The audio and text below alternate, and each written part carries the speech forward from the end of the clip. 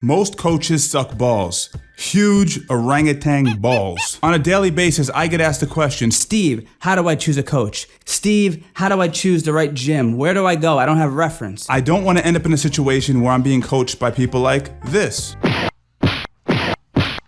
Or this. Look at his face.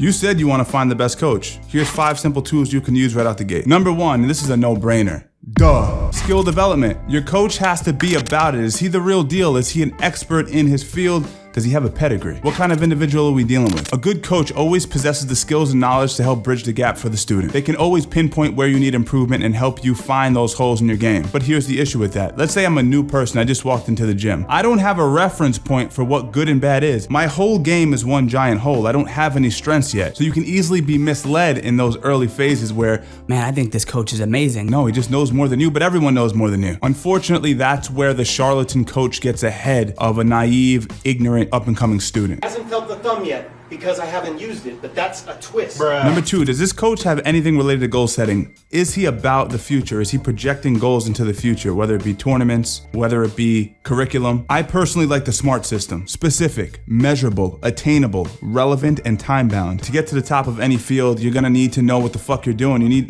The coach needs to have some sort of rubric to follow. If he's just willy-nilly, he's all over the place, I can't guarantee that I'm gonna get to where I wanna be. And that's a problem for me. I came in, I'm paying this guy my hard-earned money, I'm giving up my time. Listen, where's that SMART system at? Number 3 is accountability. He needs to hold you accountable, but he has to also hold himself accountable, and you'll be able to see based purely on the way he looks. When I walk into a gym and I notice that he's built like a bag of shit, I know right away all I need to know. You don't respect yourself, so you can teach me a spinning hook kick, but you don't love your body? You don't love the way that you look, the way that you feel? You're projecting all this weird shit onto the class because you're not comfortable with the fact that you have man tits, man. You got man boobs. Now, there are exceptions to that rule, but typically if I notice a guy is built like a bag of milk, it really weirds me out, and it's usually a red flag for me. Again, there's exceptions to that rule, but I want a coach that's gonna hold me accountable, man, who's gonna tell me straight up and down, listen, what you're doing is wrong, you're not showing up to training, you're not taking your training seriously, you're not eating correctly.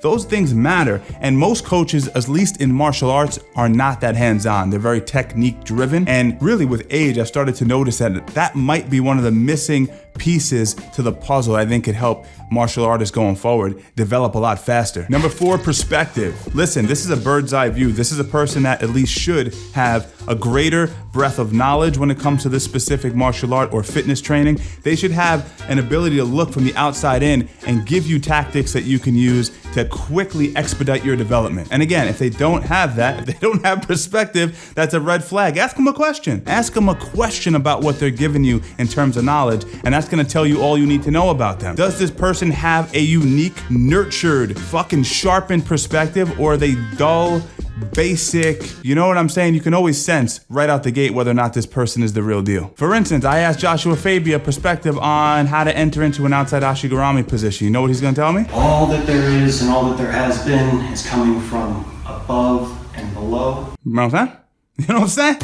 I asked you about outside Ashigarami, but this is what you're telling me? Coming from above and below. Number 5 is personal growth. I've realized this so much as I've gotten older, and I've started to figure out, okay, this is where I went wrong here, this is where I went right, and again, hindsight's 20/20. You're always gonna be able to perceive things a lot clearer when you have a little bit of foot space from your experiences, and that's exactly what I've subjectively experienced. Any good coach is gonna be able to take your weaknesses, strengthen them, and leverage your strengths. That's just the basics. For me, a red flag is when a coach says, oh, don't worry about the deficit you have in your armbar defense, let's just focus on your back attacks. Okay, on certain days that's fine, but if we're never addressing the weaknesses, we're not cultivating strengths in that way, you're always gonna have these large gaps in your skill set that eventually, especially in competition, are gonna be exploited. That's just the way the game works. Now, obviously, I'm just scratching the surface. I gave you 5 basic things to look for because this is such a common question that I get in the DMs. Steve, you gotta help me out. How do I find a good coach? How do I find a good gym? And I know a lot of you guys also have kids.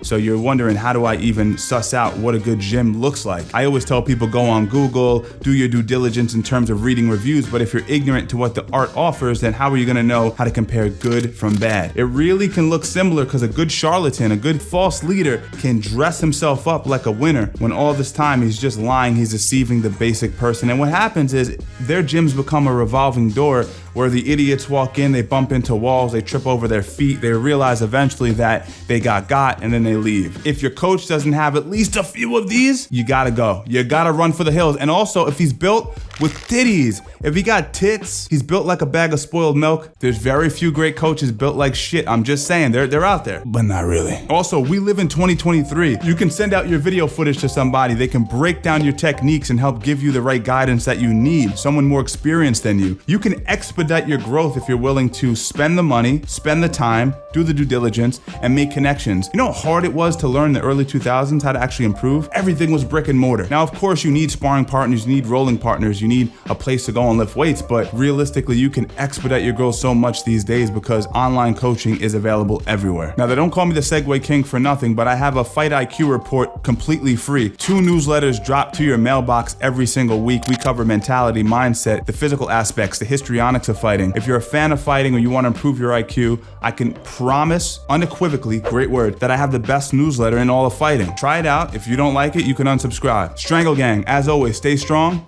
and I'll see you in the next one.